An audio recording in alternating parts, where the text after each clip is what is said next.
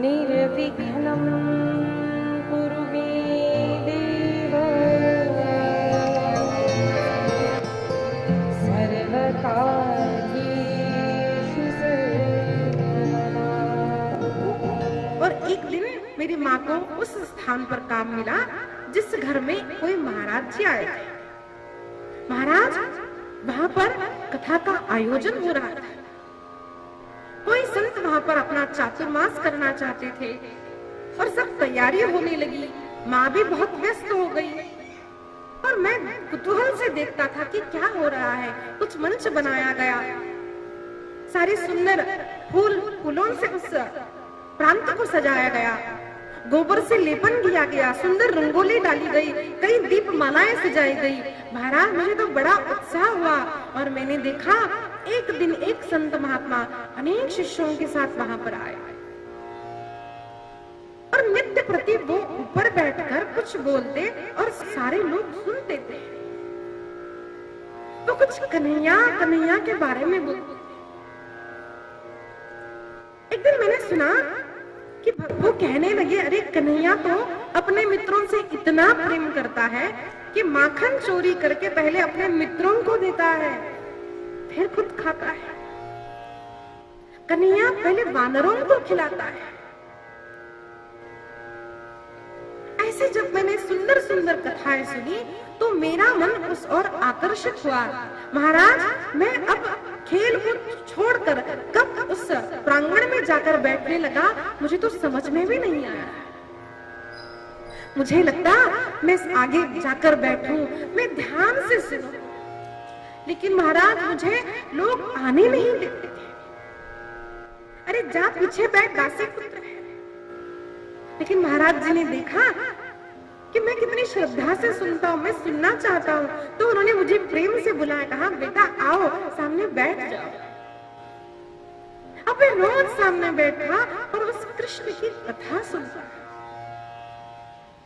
व्यास जी, धीरे धीरे धीरे धीरे ऐसा हुआ, अब मुझे भोजन नहीं याद आता, अब मुझे खेलना अच्छा नहीं लगता।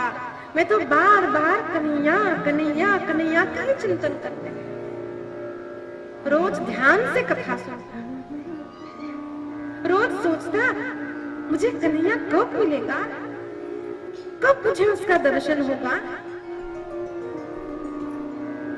और महाराज, एक दिन, 2 दिन, 10 दिन, 15 दिन, इस तरह से संपूर्ण चातुर्मास परिपूर्ण हो गया और मैंने चहल पहल देखी और लोगों की बातें सुनी। लोग कहने लगे, अरे अब तो महाराज जी कल चले जाएंगे, अब तो महाराज जी कल चले जाएंगे। और अनेक लोग अनेक प्रश्न करने लगे। मुझे बहुत बुरा लगा, मुझे लगा महाराज जी चले जाएंगे, अब कौन मुझे कन्हैया की कथा सुनाएगा। लोग तो जाते हैं, कुछ कुछ पूछते हैं। मैं इतना छोटा था, मुझे समझ में भी नहीं आया कि क्या पूछना चाहिए। महाराज, मैं पास में गया और बड़ी धैर्य करके महाराज जी से पूछा, महाराज वो अब जो कन्हैया की कथा करते हैं ना, वो कन्हैया का गांव कहाँ है? क्यों रे? महाराज, मैं उससे मिलना चाहता हूँ, मैं उससे मैत्री करना चाहता हूँ। तो महाराज जी के आंख में अश्रु आ गए। तो उससे मिलना चाहता है? हाँ महाराज, बोलिए ना, उसका गांव कहाँ है?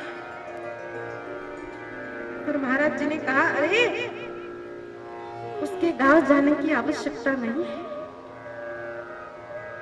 बस प्रेम से जो कृष्ण कृष्ण कृष्ण कहता है ना, उसके हृदय में, उसके सामने, उसके घर में वो कन्हैया आ जाता है।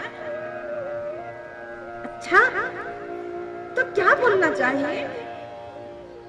और महाराज जी ने एक मंत्र दिया है, ओम नमो भगवती तुभ्यं वासुदेवाय धीमहि प्रद्युम्नाय निरुद्धाय नमः संकर्षणाय च। महाराज मंत्र दिया, कहा बस ये रटते रहो, तुम्हें दर्शन होगा, आशीर्वाद दिया, चले गए। पर बस मेरा एक ही ध्यान, कन्हैया कन्हैया कन्हैया, ओम नमो भगवते तुभ्यं वासुदेवाय धीमहि प्रद्युम्नाय अनिरुद्धाय नमः संकर्षणाय च, ओम नमो भगवते तुभ्यं वासुदेवाय धीमहि प्रद्युम्नाय अनिरुद्धाय नमः संकर्षणाय च। बस यही बोलता रहता। माँ बोलती, अरे पगला गया है क्या? न खाता न पीता न सोता, बस कन्हैया कन्हैया कहता। माँ मुझे बार बार भोजन के लिए बुलाता। व्यास जी मैं बस रोता रहता, कन्हैया कब मिलोगे मुझे, कन्हैया कब मिलोगे? मेरी व्याकुलता बढ़ती गई महाराज। एक दिन ऐसा हुआ कि माँ गायों की सेवा कर रही थी और एकदम से चीख हमने सुनी, सब दौड़ कर गए तो देखा माँ का देहांत हो गया। माँ मर गई और सब लोग बोलने लगे, अरे बेचारा बालक अनाथ हो गया, अरे बेचारा बालक अनाथ हो गया।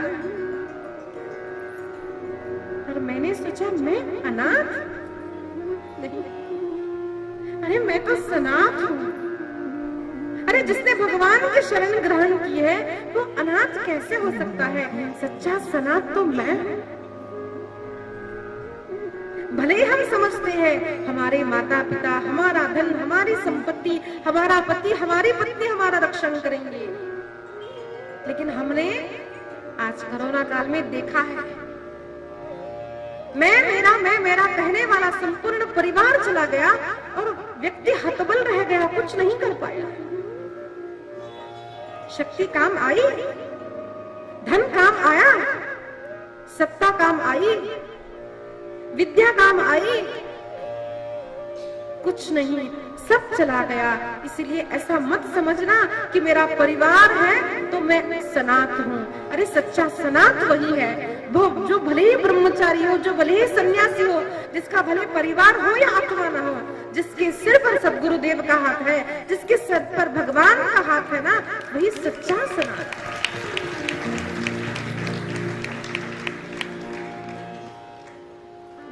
नारद जी महाराज कहने लगे, व्यास जी मैं छोटा बालक था, माँ नहीं है।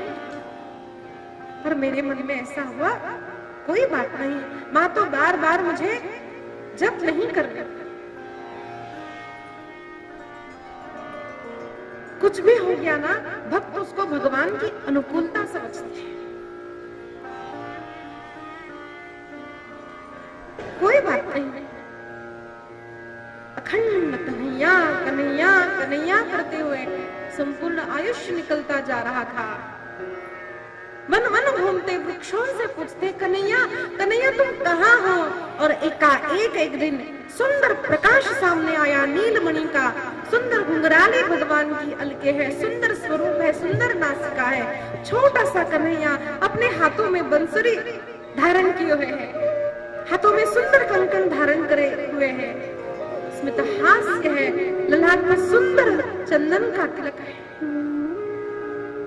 नासिका में मणि धारण की हुई है, सुंदर वनमाला पहनी है, भगवान के चरणों में सुंदर घुंघरू है। सुंदर स्वरूप को देखा और एकदम से वो दृश्य अंतर्धान हो गया। कन्हैया कहते ही अंतर्धान हो गया। महाराज मैं व्याकुल हो गया, कन्हैया तुम कहाँ हो? अरे कन्हैया तुम कहाँ गए? और मैं पगला गया महाराज, मैं रोने लगा। ऐसा लगा कि बस अब प्राण चले जाए। और एकाएक आकाशवाणी सुनाई दी, अरे तेरे इतने पुण्य कर्म नहीं कि तुझे मेरा दर्शन हो, लेकिन तेरे सद्गुरु की कृपा से मैंने तुझे दर्शन दिया है। पर चिंता मत कर, अखंड साधन करता रहे, अगले जन्म में तो सदैव मेरे साथ ही रहेगा, सदैव मेरे पास ही रहेगा। भगवान का दर्शन होने के पश्चात भी प्रलय काल तक इस जीव ने अखंड कन्हैया कन्हैया कन्हैया कन्हैया कहने के बाद प्रलय हुआ, ब्रह्मा जी की नासिका में अंदर प्रवेश किया। उसके बाद जब पुनः सृष्टि की उत्पत्ति हुई तब ब्रह्मा जी से मानस पुत्र के रूप में, मैं नारद के रूप में प्रकट हो गया। महाराज, आज जो मेरी पूजा होती है ना, वो मैं सत्य में नहीं था, मैं तो गंधर्व था, मैं दासी पुत्र था। लेकिन महाराज, आज मेरी जो पूजा होती है ना सर्वत्र, वो केवल भगवान की कृपा से, वो कृष्ण कथा से हुई है। उस कन्हैया की कथा सुनकर मेरा अंतःकरण शुद्ध हो गया, मेरे पापों का नाश हो गया, मेरी पाप बुद्धि का नाश हो गया, पुण्यों को भोगने की इच्छा का नाश हो गया, सुख भोगने की इच्छा का नाश हो गया। महाराज, केवल कृष्ण कृष्ण कृष्ण रह गए। और तब मैं नारद हुआ। जब मैं था तो तू नाही, जब मैं था तो तू नाही, प्रेम गली अति साकरी, तामे दो न समाई। मैं भी रहूंगा, तुम भी रहोगे, ऐसा नहीं चलता है। जब मैं का विलीन, मैं विलीन हो जाता है, तब केवल वो रहता है। उसी को प्रेम कहते हैं, उसी को भक्ति कहते हैं। और नारद जी ने कहा, महाराज, अपने धर्म अर्थ काम मोक्ष का खूब वर्णन किया, वेद वेदांत का वर्णन किया, माया ब्रह्म का निरूपण किया, लेकिन आपने प्रेम से कृष्ण कथा नहीं कही। देखिए, शास्त्रों का वर्णन करने, अभ्यास करते समय वेद का, वेदांत का अपना महत्व है, व्याकरण का महत्व है, हम अमान्य नहीं करते। लेकिन संत श्री डोंगरे जी महाराज कहते हैं कि अभ्यास से जो ज्ञान प्राप्त होता है ना, वो कदाचित अभ्यास जब हम रोक देते हैं तो उसको हम भूल जाते हैं, उसका विस्मरण हो जाता है। लेकिन जो ज्ञान भक्ति से प्रकट होता है, जो ज्ञान सद्गुरु की कृपा से प्रकट होता है ना, उसका कभी विलीन नहीं होता, उसका अंत नहीं होता। और वो ज्ञान केवल भक्ति से ही मिलता है। इसलिए ग्रंथ के विवेचन में, ग्रंथ के श्रवण में, जीवन में मुख्य विषय हमारा कृष्ण भक्ति ही होना चाहिए। एकनाथ जी महाराज बड़ी श्रद्धा से विठ्ठल विठ्ठल विठ्ठल कहते थे। भावार्थ रामायण की रचना की है, सुंदर अभंगों की रचना की, तो उनका ही पुत्र उनको कहता, बाबा अरे अब तो टाल को क्या,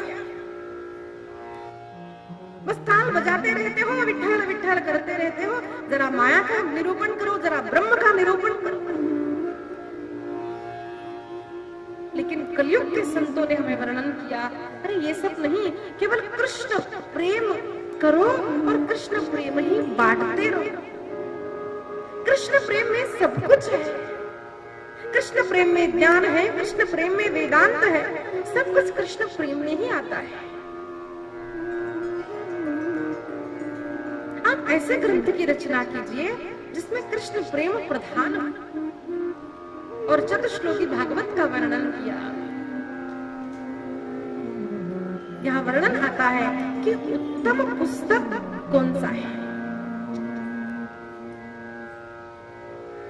हमारे घर में कौन से ग्रंथ रखे हैं, इसका विचार करना चाहिए। कितने लोगों के घर में भागवत है, कितने लोगों के घर में रामायण है, रामायण हो या रामचरितमानस। जिस घर में धर्म का चिंतन होता है, विचार होता है, धर्म ग्रंथ होते हैं, उसी के घर में तो धर्म रहेगा। मेरे गुरुदेव कहते हैं कि घर में पुस्तक ग्रंथों का होना आवश्यक है।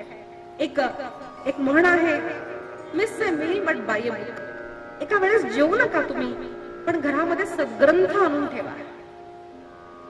कोई बात नहीं, एक बार भोजन नहीं किया तो हम मर नहीं जाएंगे, लेकिन एक ग्रंथ घर में लाओ। महाभारत घर में होनी चाहिए, श्रीमद् भागवत घर में होनी चाहिए। ठीक सुना, महाभारत घर में होनी चाहिए। जय नाम ग्रंथ, उसका नाम, उस ग्रंथ का नाम जय है। जिसने हमने कल सुना, जिसने उसका श्रवण किया, मनन किया, चिंतन किया, उसके अपने अपने क्षेत्र में उसको सक्सेस मिलेगी। Secrets of success are there in Mahabharata. चाबी येते सक्सेसची, म्हणून महाभारत घरी आवर्जून आवर्जून ठेवा, घर में भागवत रखिए, गाथा रखिए, दासबोध रखिए, ज्ञानेश्वरी रखिए। पढ़े तो बहुत ही अच्छी बात है, लेकिन पढ़ना भी ना हो कि कम से कम घर में इन ग्रंथों को सामने रखिए तो सही। पता नहीं कब घर का बेटा पोता बहू कोई झट से उठा ले और एक शब्द पढ़ ले और संपूर्ण जीवन बदल जाए।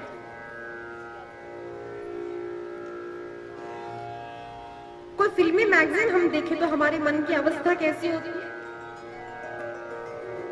और ऐसे ही बैठे बैठे जरा ज्ञानेश्वरी खोल दी, एक वाक्य पढ़ा, एक अभंग का एक शब्द पढ़ा, तो हमारी मन की अवस्था कैसी होती है।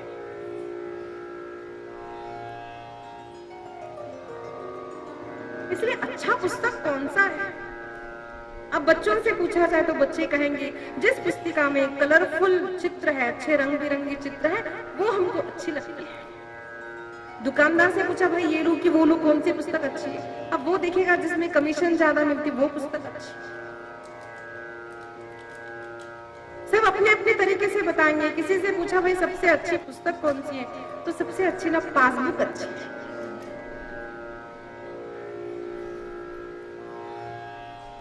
सबसे अच्छी पुस्तक कौन सी है कैसे जाने? जिसका स्मरण करने से, जिसको पढ़ने से तद्वाग विसर्गो जनथाग विप्लवः, जिस पुस्तक को पढ़ने से हमारे मन की शुद्धि होती है। अघ विप्लवः, अघ यानी पाप, पापों का नाश होता है, पाप बुद्धि का नाश होता है, पुण्य करने की प्रेरणा प्राप्त होती है। वैसा ग्रंथ, वैसा पुस्तक ही सबसे श्रेष्ठ पुस्तक है। इसलिए ऐसे पुस्तकों को अपने घर में रखिए। मैं अपनी बात बार बार अपनी कथा करने के लिए नहीं कह रही हूं, मुझे बार बार अपना जीवन याद आता है। टीच बाय एग्जाम्पल, हम लोग ये बोलते हैं ना कि अलग ज्ञान देना अलग बात है, जब स्वयं हम आचरण करते हैं that is the best thing people can learn.